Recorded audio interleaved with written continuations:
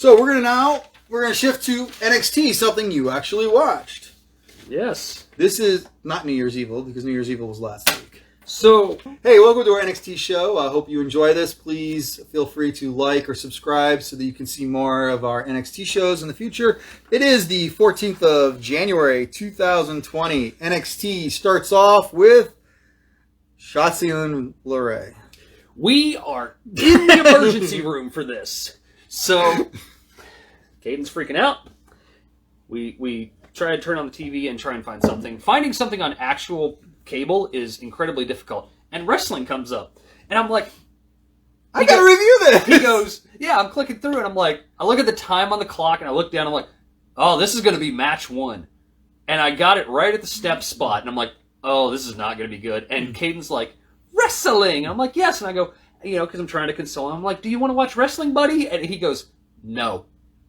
And I'm like, I mean, I'm not trying to watch it for the show. He knows these people. Yeah. I was like, look, it's the green-haired girl and the pink and the lavender-haired girl. I was like, you sure you don't want to watch wrestling? And he just looks at me and goes, Daddy, no. And I'm like, next. We turn it on like National Geographic, and he's like, bears, lions, whatever, loves all that. Because he knew my son with a head wound about to be stitched 11 times is like, this sucked. Shotzi and Candice with Indy. I wrote down, I guess we're back to this. Candice throws Shotzi. She comes into the ring, and I like the way Candice moves into the ring. Mm-hmm. And I like how she gets up on the post, and she does the thing with the arms and everything.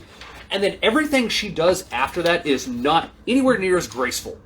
But she gets Shotzi's helmet and throws it off the ring post, and I'm like, oh, that's cute, And then they had a match. And then, Did they really have a match? I wrote down... They were in the ring for 11 minutes. I wrote down she might be learning. And then I wrote down, no. Shotzi forgot how to do an armbar, but then quickly remembered. So there's a point where she's got her laid down. Let me see her arm real quick. And Shotzi does this. She goes... and then finally gets the arm in the right position. I'm just like... Oh my God, hon, you were the breakout star of NXT. She forgot how to do a fucking armbar. And then I wrote down, what the fuck was the step spot about? Because that was the step spot that we saw in the room where she gets her on the steps and Candice is laid out and Shotzi kicks her and tries to go for it and Candice, gets up off the steps and, half steps and is like, and, walks through the camera peripheral shot of it. No, and I'm like, God, that looks so fake. That looked awful. Indy gets involved. Ref doesn't call... Before that happens, how is it that her husband can win with a Gargano escape, but she can't? Because they're not good. It's the family move. Because they're not good. Indy gets involved. The ref does not call it, even though she puts her hand on it. Shotzi gets stunned. Candice swinging neckbreaker off the top to Shotzi. Winner Candice... 1, 2, 3. Again, I wrote down, Shotzi is the new star of the year for NXT. Loses the revenge match again. And Lorray acting like she's been destroyed. Her acting ability was horrible. 1 star. Backstage, Finn walks in. Yeah. The Brand, Dune, Tag Team Champions drive up. The announce team. Who is this? Commercial break. Promo, Finn in the ring. Kyle was good, but I'm the best, so who's next? Pete Dune. You know it was me, dumbass. I told you last week it was me. I put you down and you're eating your meals through a straw. Yes. The Brand charge, Finn's to Finn, 3-on-1. Holy shit, they made Finn look like a Superman, $1 million right here. He looked like a champion. He looked like a dangerous son of a bitch. He fought all 3 of these guys off. This is how you make a champion look like a strong champion. Yep. And then the numbers game comes into effect. He can't fight out. Dusty would have been proud. Dusty would have been so proud at this spot, right? You got some Finn points. Oh, yeah. You got Finn points on this. Finn is the fighting champ. He becomes overpowered. And then Kyle comes out. Undisputed Era for the save. Finn and Undisputed Era kind of stare off at each other. We cool? Are we cool? Kyle's kind of grabbing his chin after the fight and everything, and Finn's kind of putting himself in distance between the guys. Great. This was good stuff. And it would be great, but we've already discussed, we haven't discussed here, but it's already been discussed that the football guy is not going to be around for at least 3 more months before he can come back. Bobby Fish? Oh, no. McAfee. McAfee's required to take a break. Yes. So it's not like we're going to have a 4-on-4 anytime soon. Yes, McAfee's out, so he's not the mouthpiece. I'll get to the section where I want to talk about it, but... so then we have Johnny backstage. Yeah. Johnny backstage, promo. Skinny jeans are not wrestling legal. You can't breathe in them. He finally said something that made me laugh, and then I realized I'm laughing at a moron. Man, those are some great drawings, though. The problem is that they set this match up with Loomis giving them a drawing, and then I was watching Austin Theory, and I'm like, Austin Theory, I was like, you're a goof, but you're behaving like a good wrestling goof. You know, you're just stuck with an idiot. Dusty Cup, first one. Grizzled Young Vets versus Everrise. Grizzled Young Vets cuts a promo to the ring. Why? Soon! Just as bad as correct. Fuck, don't ever give these people a mic. That was awful. Did this match need to go 12 minutes? Regal pre-tape before the announce, matching the announce, announcing the start of the event. I don't know why they did that. Not wrong order. I wrote down, Everrise is not good. Both teams are heels. Both teams work as heel. Everrise is not good enough to work with the skinny fat guy. Sorry, 8 minutes. It's 8 minutes. This match. Why? This match was way too long. I lost interest. There was no reason that Everrise should have lasted. This should have been This should have been a 3.5 minute match. This was not good. My favorite line is Wade going, Everrise, they're doing good. They're about to shock the world. And then they got laid out, and he goes, well, maybe not.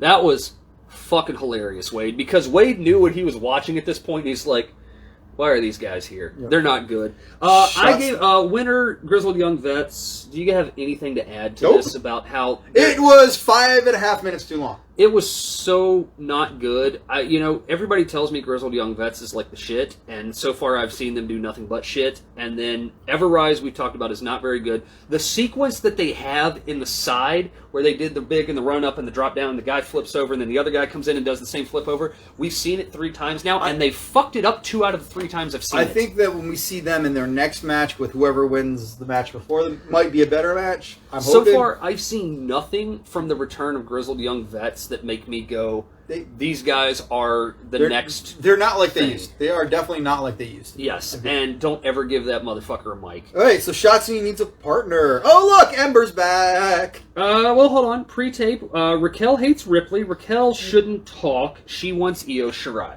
Yes, I'm sorry. I don't write down the pre-tapes. Backstage, Shotzi is super positive about her loss to Candice. She wants a partner. Ember says, cool.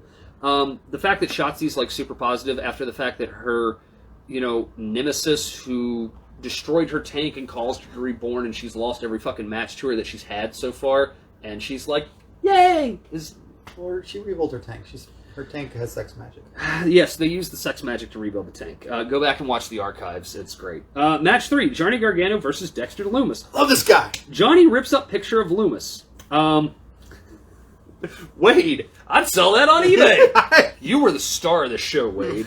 I am not a huge Johnny Gargano fan, even though I picked him for the draft. I picked him for the draft for point purposes. He sells. Awful. The way he was selling for Dexter, I thought was amazing. His selling is not good. I thought it was great. It's not. I don't like this kid at all. Stealing Gargano just because they're trying to do the change of the North American Championship and do something with this kid is fine. He's not good, and his facials are not good. His selling is not good. I thought this match was good. Maybe it's because I like Dexter so much. I like Dex. I don't know why I didn't pick Dexter.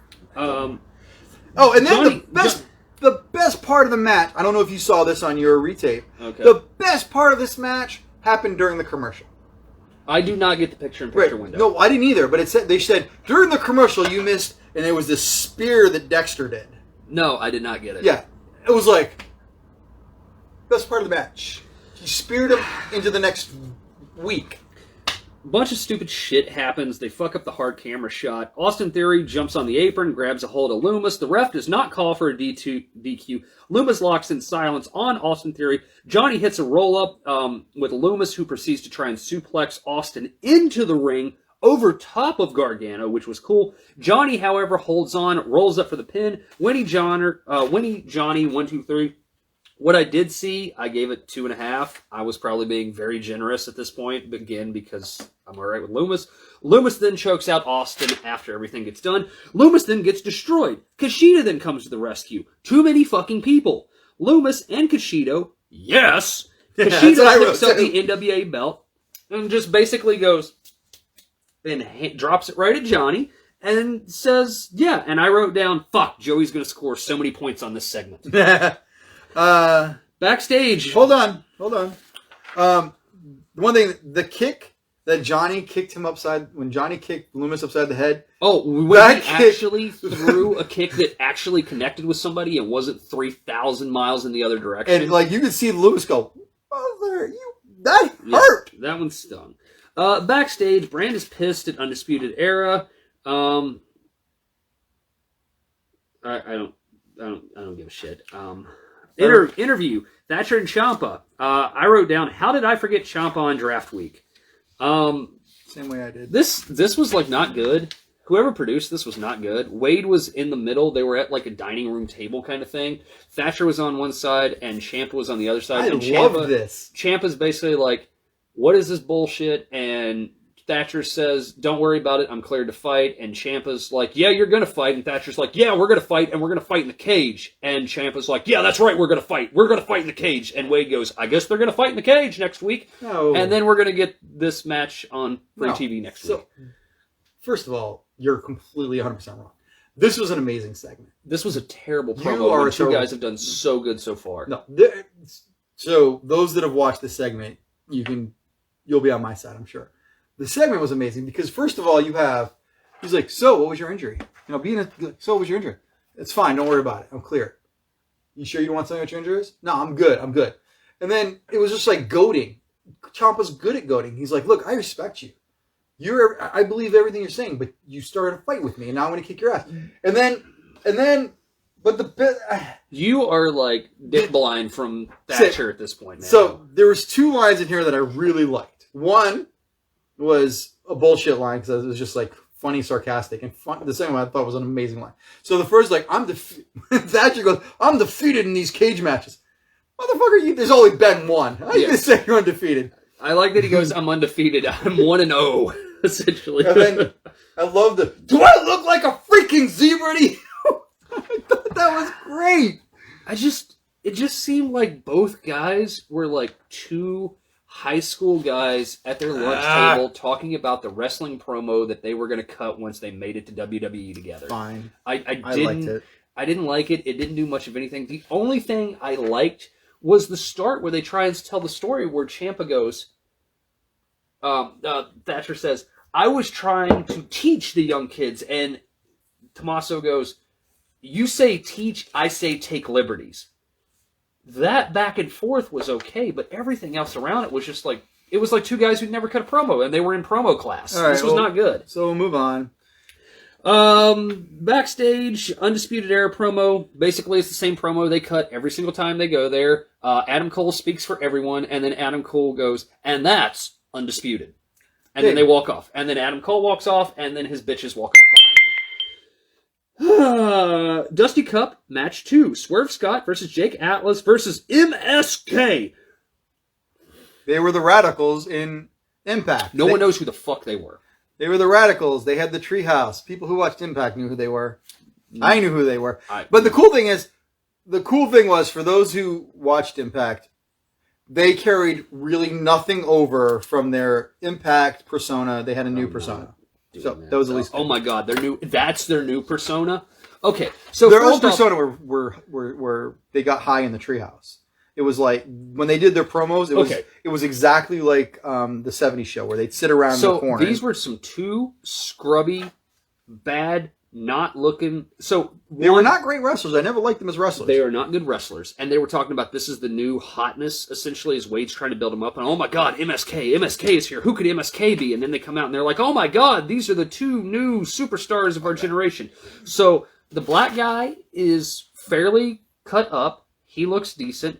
And then his partner is this grungy, bottom of the barrel. He looks like he's fucking a junkie who's homeless. He's got muffin top like the Everrise guy does. He's got bad, shitty prison tattoos across him, greasy hair, and they come out like weird, like rap video, crazy town looking gangsters where they're hanging over each other and doing stuff like that. Well, then let's move on. Fucking Christ, no, we are not moving on from this yet. So one, Jake Atlas, is he evil now? Jake Atlas has gone from his white outfit to his black outfit, and he is teaming with Swerve Scott, who is a new heel. And I wrote down, oh my God, they're actually good together. Swerve Scott and Atlas were pretty decent, and I am not a fan of Atlas. He is about as generic as Raisin Bran. He comes out... Raisin Bran's not generic. It has raisins in it. Cornflakes are generic. Cornflakes, whatever. Fuck, you get the joke. I fucked up my own joke because I'm so discombobulated with how stupid. Well, let's move on. No, God dang it, we are going through this. Jake comes out and he has this great thing because MSK mask, right? And he goes mask off, face off, right? Sure. Swerve is aggressive. Thanks, Beth. You need a T-shirt. Can we talk about the stupid spot? Sure. I probably didn't pay attention to it. Okay. So this is out. This is the section where I just want to trail off for a second. I try to not listen to Cornette anymore until we finish what we're talking about because I don't want to steal Cornette stuff because we have too much in common about how we think about things, right? Right. And I was super mad because they started about NXT for the show. And they're like, NXT fucking sucks. NXT's the worst show on TV. And I'm like, no, Cornette and Lash, you're wrong. Right. You're very wrong, and you just hate everything because you're bitter old bastards, right? Agree. And then they got to this match where they start talking about it because I've got it in my earbuds while I'm trying to paint. And they start talking about this match, and I'm like, oh my God, they're so right about this match. So there's a spot where this white kid, he goes to do a standing moonsault backflip. Mm-hmm. And he does it about 2.5 feet away from Swerve. I think he's on the ground, right? Right. And the black guy, who's actually talented... Would you like to know their names? ...shoves him in midair so he does the backflip and lands on the other guy, right? I would like for you to explain to me what the plan was, why he intentionally began to do a move that would miss... intentionally. How would I... Do I look like I'm their manager? Do I look like a WWE writer of stuff? Because if I was, I wouldn't be doing this show with you. I don't know what they look like. As I understand, Vince hires them all out of like grade school or something at this point because he thinks young Hollywood's awesome. What was the point of doing a move that intentionally would miss? I don't... To then be shoved by your own tag team partner into the bomb spot. I don't know. This fucking sucked. Now we can move on. Whoever this MSK group is, I don't care what their names are. I don't care who they used to be. This was awful. And Swerve and Atlas were better and more interesting. And I bought them as a cocky heel tag team more than I bought MSK as anything other than scrubs. Moving on.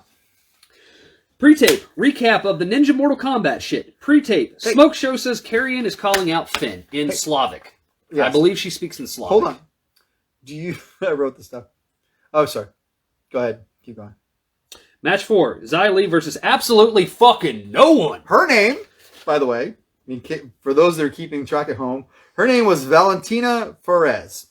So, do you think that Xia Li will be a playable character in the new Mortal Kombat game?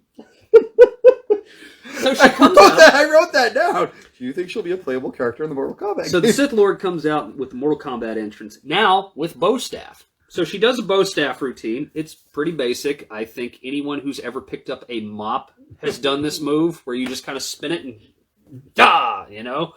Poor Xia Li. They spent 6 weeks of TV building this up. Jai Lee wins in -3 seconds. At least they fixed the problem from last week. 22 seconds to be exact. So she kicked that poor woman right in that the woman boob. goes to do a move, Wham! and Jai Lee apparently punches her in the head and knocks her out for the most part, right? Yeah. Finish her. It didn't look great, but at least they fixed the problem from last week of don't let the enhancement talent get moves in and have spots with the people you're trying to smash over. I actually wrote down, apparently they heard our comments. Right. Then she tried to leave, and then Sith Lord says no. Calls for more beatdown. And backstage, I love the announce team that's like, what does all of this mean? And I'm like, no. Backstage, Casey and Caden say things. Not an awful promo. I wrote, oh, look, these girls think they have a chance. The sad thing is they don't have a chance. Casey, I don't know what she can do because I haven't seen her, but I imagine with her natural athletic talent, she's good. This girl, Caden, as I understand, is pretty good, and she looks incredibly unique, and their promo was not terrible. Casey, she has a baby girl voice, but what she said wasn't bad, which was essentially like, everybody's counting us out, and we're going to win, and we're going to start next week, and we're going to win the whole damn thing, right? And the girl's like, yeah, we're going to win the whole damn thing together. It was so cute, they thought they could win. I hope they do. Undisputed Era and Breezango walk around. During the break, Swerve and Atlas brawl. Bronson jumps in the middle and goes, hey, I said cool it. And Swerve goes, you taking his side? Okay. That was the strangest. I had to watch it twice and go, what? I was like, I don't understand. Match 5, Undisputed Era versus Breezango. This week, Tyler Breeze and Fandango give a shit. Maybe it's because they're working with people they can actually work with. I would never have guessed this match was going to be this good. I'm just going to go through. The Brand comes out, jumps O'Reilly. Finn comes out to the rescue because O'Reilly came down with the Undisputed Era to make sure that nobody would... Basically, the Brand said, we're going to come in and fuck up your match, and Kyle O'Reilly came down. They said he's got TMJ in his jaw. It's not dislocated, but the muscle is jacked up. They beat the shit out of him, and they lay him out across the lighting scaffold, and they pin him up against it like Pete Dunne's going to run over and just fucking curb stomp him, just American History X style. And then Finn comes down for the save. So wait a minute. Hold on. I want to talk about this match and how good it was, and you want to talk about Scott Swerve's horrible match. We have an actual good match, and you want to skip the no way, my friend. This match was like on fire. Adam and Tyler so smooth together. Their combinations, they were just on fire. They were smooth as hell. And then when Dango and Strong would tag in, they were apparently the strong group. They were pounding each other, hitting each other. Again, tight. I was like, this is one of the best. Are you serious? Commercial now? I was so invested in this match, and it went to a commercial. I was pissed like you usually get. I liked this match, but I was not going to die on a cross for this match. Breeze selling nonstop, top notch. His attempt to kick at the dive and to kick ahead was a mate. I wrote match is on fire like 3 times. Then the match was ruined by everything he said afterwards. This was a fourth. Then also the sunrise being denied was really, really cool. That was a 4-star match that got knocked down to a 3-star match because all of the bullshit shenanigans. It was a 3-star match. Adam gets the pin. Adam gets the points. Breezango goes to This is the problem. Breezango goes to capitalize. Nope, they don't get it. So after everything that's going on, they still can't win a fucking match. Adam Cole says on the outside, "We will finish you." And then Finn stands around with them after saving Kyle O'Reilly. Is Finn now part of the Undisputed Era because Fish is out for 8 months? And you get more points for being a winner in the main event. Because Adam Cole, baby. This is why I said I listened to that with Cornette and I was like, okay, this week they were right. NXT kind of sucked. NXT had 2 good matches, and yeah, I would have bought Gargano Swerve and and Loomis Atlas. and the main Yeah, event. they had 2 good matches, and that was about it. So let's talk about UK. Let's talk about the one match in UK that matters. Match 1, Ed Harvey versus Joe Coffey. Or we'll talk about the whole show. I wrote down why. This is Ed's debut. I can't believe I wanted to draft Joe Coffey so much I forgot. I'm going to go fast. Don't worry, you don't care, but I do. Ed freaks out all of a sudden, gets on the mic and says, "This is bullshit. My name's Saul Samuels. Everybody knows I'm Sam Saul," or whatever the fuck his name is. I don't remember what it is. He goes, "I didn't come here to be this stupid Ed Hardy guy. Everybody knows who I am." It was weird. I didn't understand it, but basically he did the promo of he's like, Well, he did the 7 promo. yeah, he kind of did the 7 promo where he's just like, everybody knows who I am, who Did you know is who he why was? they're going to watch for me. Did you know who he was? I've seen him around, but... Everybody yeah. in UK might know him. Yeah, everybody... Basically, he said, everybody's been trying to court me to come to NXT UK. You know who I am. I'm here to be this guy. Okay, winner Joe Coffey. This was a 3-star match. This was a super old-school, hard-hitting, classic match. Unfortunately, Saul does lose in his debut. I never like when the debuting guy loses, and I also don't think that Joe Coffey should be in the opener. He should be higher up on the card. Pre-tape, the UK Young Bucks want belts. They don't deserve it. Rampage and Dave Mastiff work out, and then they agree that they might have a fight. Okay, match 2. This is why I want to get to this. Tyler Bate versus Sam Gladwell. Gladwell is really animated looking and not great at being real. Sean at one point looks over and he's just like, I can't believe this guy. He's not being very believable. But Tyler Bate put on a fucking clinic, 2.5-star match. This was really good. Pre-tape, Dragunov wants to start from the beginning and says, hey, you were here for my first match. I wrestled you first. I need to start fresh. You know, I want to go back to the beginning. Good stuff. Ginny and Joseph, or whatever his name is, they said shit, and then Kaylee Ray comes out, and Kaylee Ray basically said, bitch, whatever. They're going to have a match. Pre-tape, Eddie Dennis and The Hunt cut a fucking strange promo. I don't know if it'll be here or not, but I don't understand what the hell this was. Match 3. Walter versus A-Kid for the UK Championship belt. 4.25 stars by Uncle Dave. 4.5 star match. 4.5 star match. 4.25 by Dave. Walter made A-Kid. He gave him so much that it was so believable that A-Kid could actually win, and A-Kid got so good and gave him so much back. Did it feel like 14 minutes? No, it did not. And so we're watching this, and they come out. And you've seen Walter, right? Have you seen A-Kid? Yes. Okay. So he comes out, and Sean goes, what the fuck? That guy is huge! 135-pound difference in weight between the two. Go watch! Exclamation point. How would you think that a match with a guy who outweighs a guy by, 135 pounds and is just a monster grizzly bear versus a young whippersnapper who's like barely 160, okay? Well, let me go back to my Darby versus Brian Cage match. So would you think that it's somebody just getting ragdolled? Well, you would think that, but if it's good, I've seen too many times. I mean, I've watched Ray beat... A-Kid is, I guess he's a former soccer player for, I think, Real Madrid, who was going to be MMA before he picked up wrestling. The way they went around building this was A-Kid attacked and attacked and attacked and threw side kicks into the leg. And then jumped and out the way, he right? chopped him down and chopped him down and just beat on Walter. And Walter's like, what the fuck are you doing? And then Walter hits him with that big smack and drops A-Kid. And then as Walter kind of goes in to capitalize, A-Kid spins out with some fucking jiu-jitsu and knocks him down and goes right back and starts working on him All right, again. so let me ask you A-Kid took control of this match with Walter's guidance, and it made him look so believable. So, did this match... I'm going to guess the answer is no.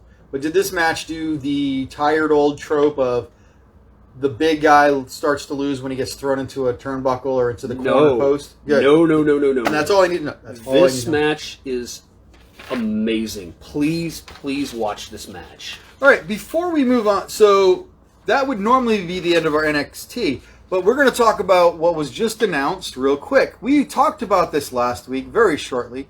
NXT India. NXT India is actually going to be premiered on Tuesday, January 26th on on the network. It is being filmed locally stateside, and it's going to have actually Indian featured wrestlers that are going to perform with some U.S. wrestlers. Apparently, this is on India's Republic Day, January the 26th. You're going to have matches with Drew McIntyre. I don't think that's actually going to happen. Rey Mysterio. Charlotte Flair, AJ Styles, Bayley, New Day, Shinsuke. I was actually looking for the Indian wrestlers. So Jinder Mahal is going to be back. The Bollywood Boys, Samir and Sung, an all-Indian tag team of Indus versus Rinku and Saurav. I apologize if I'm completely messing up these names. Jeet Rama, the first Indian woman to sign a contract. Kativa Deve, the Great Khali's trainees. These dudes are 7 foot 2 inches and 7 foot even. If the Great Khali is attached to them, it's gonna be awful. And then Guru Raj, the first Indian-born high flyer in the WWE. So they're excited about this. The India show is going to start.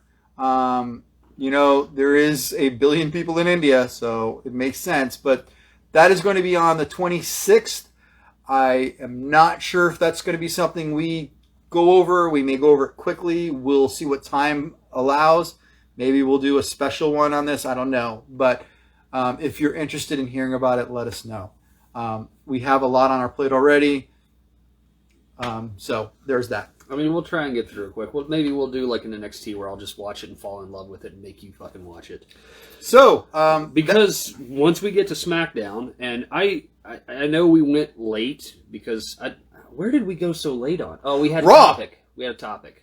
No, so when I looked at the breakdowns of each one, we were like 45 minutes for each topic, but for some reason Raw lasted an hour. Because Raw is the freshest thing in our minds, I think. And I keep wanting to go through it, but you want to talk forever. Because we have to fucking talk about these things. We can't just be like, this blah. Some of it we don't have to talk. All right. So that was NXT. We hope you enjoyed NXT. Stick around. We're going to talk about SmackDown next.